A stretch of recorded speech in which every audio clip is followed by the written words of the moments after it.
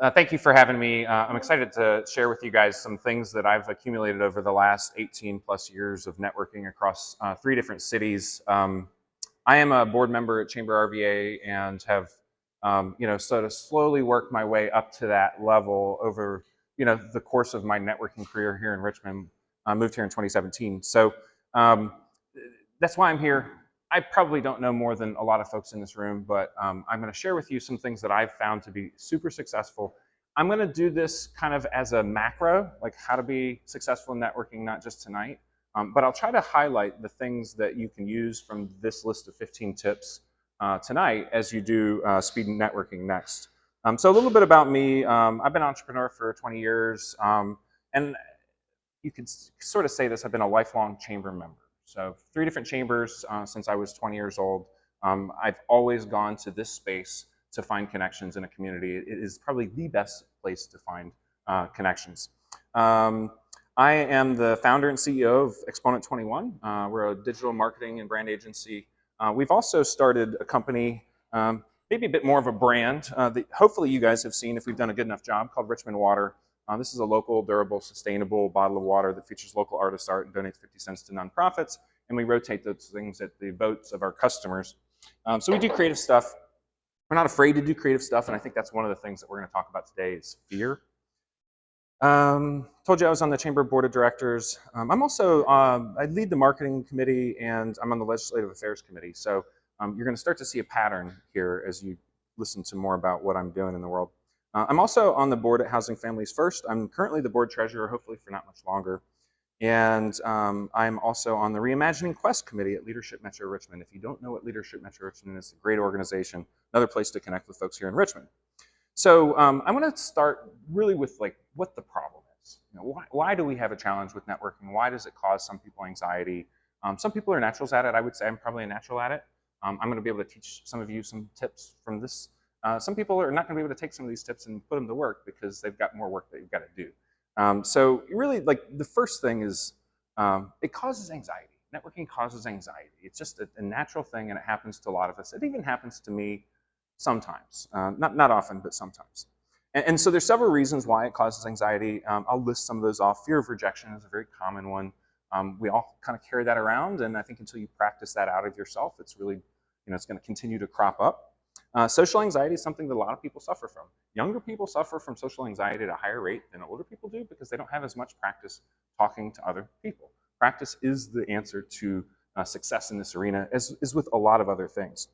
The fear of being judged. We all see judgmental comments out there on social media. We know that people are going to pass judgment whether they say it out loud or not. Get over that fast. Please get over that fast because not everybody's going to like you. And I was having a conversation with somebody earlier. I know people hate my guts. I'm okay with it. They're not my audience. Not knowing what to say is a common cause of anxiety in social situations. You're never going to be able to say the perfect thing, so that's okay. Don't worry about that so much. We'll talk about some of those tips in a minute, but not knowing what to say causes that anxiety. Pressure to succeed is another reason why people feel anxiety around networking. It's like, am I saying the right thing? Do I look natural enough? Do people like me generally in this moment? Imposter syndrome is something that some of the most successful people in the world suffer from and do over decades of their life. Some of the most successful people don't know that they have these really amazing gifts, and so we've got to trust in ourselves. And then just lack of experience. Generally speaking, when you don't network all the time, it's going to be harder than when you've practiced at it. So I'm going to hit these 15 tips. I'm not going to keep you guys sitting up here for 25 minutes, and I'm not going to even keep you sitting here for 15 because I can move through these pretty quickly. First and foremost, preparation is key. It's good if you have some idea about who's going to be at your event that you're going to. Try to figure that out. Try to figure out who you want to network with before you go. That's going to cause you to save a lot of time. And not every conversation is equal. Some people are going to be able to bring you what you're looking for in your networking, and other people aren't. So if you know who that is first, you can make sure you minimize the time that people that maybe don't take you to the next level in your networking pursuit, and focus on the folks who do. So preparation is great. I have this one here. Craft your elevator speech. I drew a line through that. Craft your humble brag. Nobody is going to sell you the way that you do. So know what you're proud of, because that's what people care about. They don't care what you do. They care what you care about. So remember that one. I've actually gotten to the point now where I will often say to people, what is something that you say to folks whenever you go up and network with them? I'm not going to give you the chance to answer. It's like, oh, what do you do? I've actually done that tonight. I feel bad about it. I stop saying that. I start saying, what do you care about? It changes the entire conversation. Know what you're looking for and express your specific needs. So we're all here to network. We're all here to meet people. If your goal is to meet people, have fun. Meet as many people as you can. If your goal is to meet specific people or people that can help you achieve a specific goal, you're going to be much more successful at getting the help of the people that you're networking with.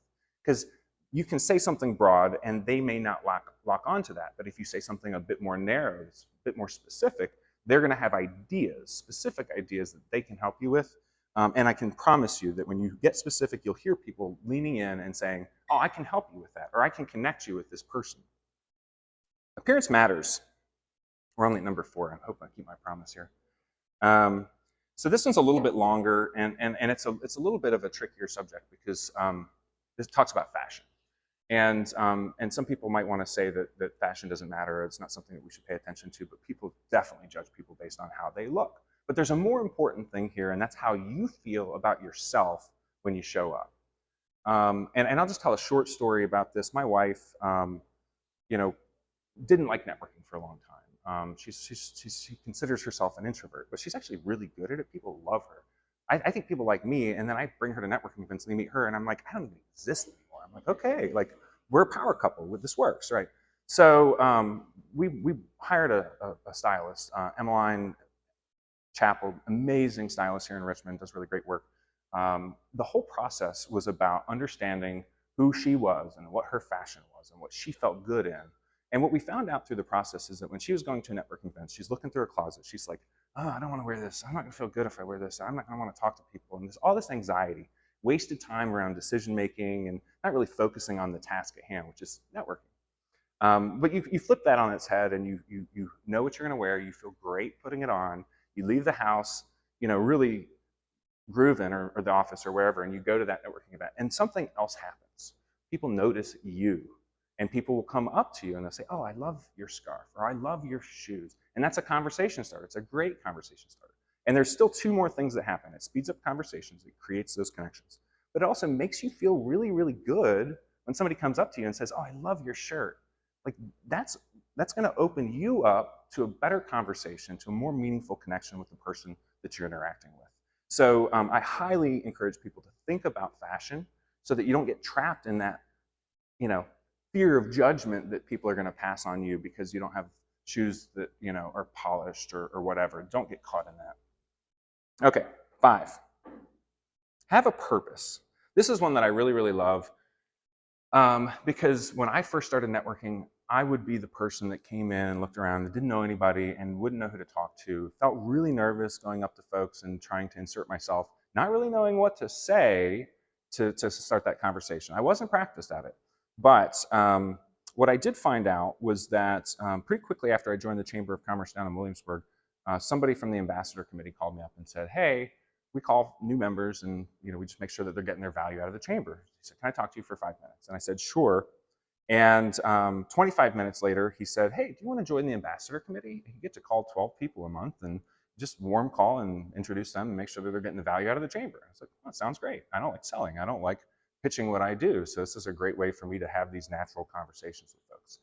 Well, what I ended up doing after that is realizing this other thing that happens at networking events where people don't put on name tags. Fortunately, this chamber is really good at making sure everybody's got a name tag on, so that's not a problem here.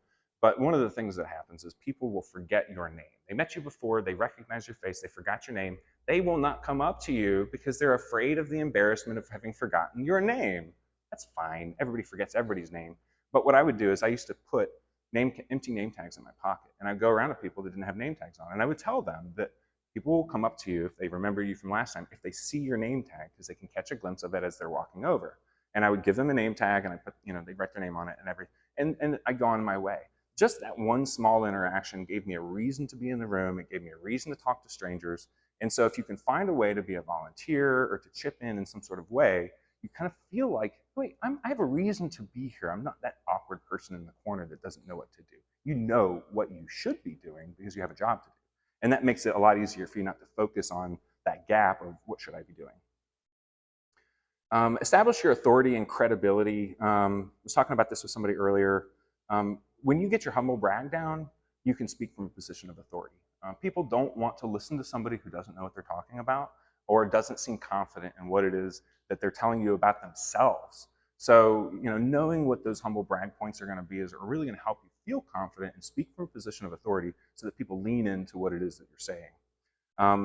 It's hard to establish authority when you don't have it. So you really have to find that inside yourself, figuring out what those achievements are that you have accomplished that people might, don you with some positive judgments. Talk about what you've done. Showcase your authority in your field so people know where you are. Because again, nobody else is going to tell that story for you. And then as part of this, authenticity wins. So I'm going to read this one out. Be confidently and authentically yourself. People are more likely to engage when they feel they're interacting with someone genuine. I can't teach you or anybody how to be authentic, but when you feel fine with what you're going to say to somebody, it gets a lot easier. When you drop the worry about whether people are going to judge you or not, because they are, and it's not always going to be good, you'll find it's easier to be authentic and talk about yourself and talk about your interests. Learn body language. I asked ChatGPT to help me with this, and I actually told them to insert I told them to take it out, but the scene from Clueless. Does everybody remember when Cher was sitting there talking about the two teachers and they were sitting on the bench having lunch together? She talked about their body language. Their legs were crossed in a direction facing each other. I don't know how to teach people how to observe and pay attention to body language, but it does matter, and I think that, again, the more you feel confident with what you're saying and what you're doing, you're going to have more success there. But one trick that you can use here that I really like, and I found I've done this subconsciously over the years, is mirroring. So observe the behavior of the person you're talking to. Try to mimic that behavior as authentically as you can, but don't reserve it to just physical movement. Think about speech patterns, volume, all that stuff, and this is something I've noticed of myself. If I talk to somebody who talks slower, more quietly, slow down, speak more quietly. I don't know why I do it, but it does seem to cause people to, people respond well to it. Master the art of questions. So this is one that I learned from, I don't remember, I don't want to say the wrong, Dale Carnegie has a sales training course, and I was able to take this at Google in New York. But they had this whole thing called a memory palace. Does anybody know what a memory palace is? Wow. Okay, so this is a really good one. So ask questions about other people. Don't spend all the time talking about yourself. Don't spend all the time talking about surface level things like, oh, what's your job? That's not really that exciting to people. But if you can remember to ask people personal questions like, are you from Richmond? Or do you have a family? Or where did you go to school? Ask people questions about themselves, and people always, always, always love talking about themselves. So where a memory palace comes in there is the example they gave was you're driving down the road and you pull into a circular driveway with a house with a family of 4 in the window waving. You get out of your car, you go through the red front door, and you look to the left, and there's a mantle with a little boot, and inside the boot there's a scroll rolled up. I'm not going to keep going with this story, but the point is you can remember this story if you can visualize it in your head, and you can remember things like the house. Where did you grow up? The family in the window. Do you have family? The scroll in the boot. What are your wishes and desires? What do you want out of life? What are your challenges? So that memory palace can kind of help you just remember to be asking those questions. The graceful exit strategy. I like that one. So obviously, again, time is limited. You're going to have to meet a lot of folks. You're networking. It's okay. You're not rude when you say, I'm going to go talk to some other folks here. But it can help to say something like, it was great meeting you. I see someone I need to connect with before this event ends. Or, this one, I like this one. I have a goal to meet 5 new people at this event. I'd love to stay connected afterwards. So there's some things that you can do to break free from that conversation. Remember details and follow up.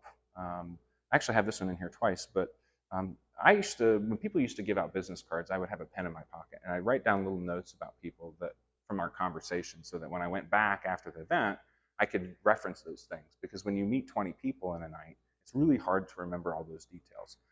So if you can't necessarily do that because people aren't giving out cards, just try to download that information into notes or something when you leave, so that you're not letting it get too far away from you. Because the more time that goes on, the more confusing it will get. Have a party trick. I like this one. This can be different for a lot of different people, but the one that I always use is I don't carry business cards anymore because I can't remember to, and we're in digital marketing, so it probably doesn't fit with our brand. I use the little QR code inside of the LinkedIn search bar. If you don't know where that is, open up your LinkedIn app, click in the search bar. There's a little QR code button in the top right corner. It's a very fast way for people to plug in with you. Another one is, actually, that's the only one that I've got. Some folks are using like those NFC tags or QR codes that you can kind of instantly get information transferred to folks. I did that last night and I found it to be really like challenging to do the whole like add context to my phone while I was trying to talk to them. The LinkedIn thing, I like it better personally. Build an army of networking buddies. Okay, these are not people that you're going to spend time with at networking events. These are people that you're going to plan with ahead of time to go to the networking event, spend no time together. But like my friend Michael over here did a minute ago, he made an introduction, and you know that connection happened, and you know we talk about that. We talk about the networking events we're going to go to, and you know the ability to connect us to people that are like-minded or that can help us meet our goals. Again, the Army is great, and they'll go with you everywhere because people who network. Always follow up, always follow through. So I already talked about the follow up before. You know, make sure you connect with people that you network with afterwards. Lots of different ways to do that. Digital is great, obviously, it's a wonderful way to do it. But I would tell you to send them a letter in the mail. People are not expecting that these days. Send cards to folks. It's the best tip I can give you. It will be remembered, especially if you're in a sales capacity. It's just old school and it works. Always follow through. That's about like, this is a personal thing for me. If I'm having a conversation with you and there's like, hey, let's get together, I'm not gonna let that go. Like if I said it, I'm gonna be dogged about making that meeting happen. And there's a couple reasons for it. It's because you don't really build the strongest connections when you're networking in a setting like this. But when you sit down and have a meeting with somebody for 60 minutes or 90 minutes or whatever, lots of ground can get covered, and you do not know what opportunities exist on the other side of that conversation. So, you know, you might not necessarily see it as valuable, and yeah, you know, pick the ones where you can for your time's sake. But just know that things will come out of those meetings, regardless of what your preemptive kind of notion is. The last thing is continued practice. You know, everybody's great at anything in the world. They practice it. They practice it constantly. So just fill your calendar with networking events. Even if you can't go to them, just prepare. You know, have your information feed, subscribe to those channels. You know, be there so that you can be there. It sucks to look at LinkedIn and see all the fun that people had in that social post that you found out about after it was over. So that's all I've got for you guys. I think I covered all my stories for you. Name tags in the pocket. Silly hat story. Okay, that's another one. So I made a silly hat for the Mad Hatter party at the Branch Museum of Architecture and Design. And I bought the hat from Target. It's a Pabst Blue Ribbon wide brim hat, and it's got little rubber duckies screwed into it all the way around. And I wore it for the party. I was sure it was going to be the best hat at the party, and it was a dud. It was not really that cool. But it turns out outside of the Mad Hatter party, it's the coolest hat ever. And I wore it to day one of River Rock, and I had a lot of very positive responses from people. A lot of people coming up to me telling me, but they love my hat. Can I take a picture? Can I wear it? And then I wore it the second day, and I had people come up, oh, I saw you yesterday, or you know, just like it was a whole thing. And most people don't like to be at the center of attention. It's like, oh, like everything that's the antithesis of networking, right? The sooner you can embrace that, like that showpiece, that fashion piece, that party trick that you really own yourself, people will start to see your authenticity and your humanity and who you really are, as opposed to the surface person who's just a little bit worried about being judged or saying the wrong thing. We're going to get it wrong sometimes. It should never be a reason not to try. I hope you guys have a great time in speed networking tonight, and I'll stick around if you want to ask me any questions afterwards. So thank you so much.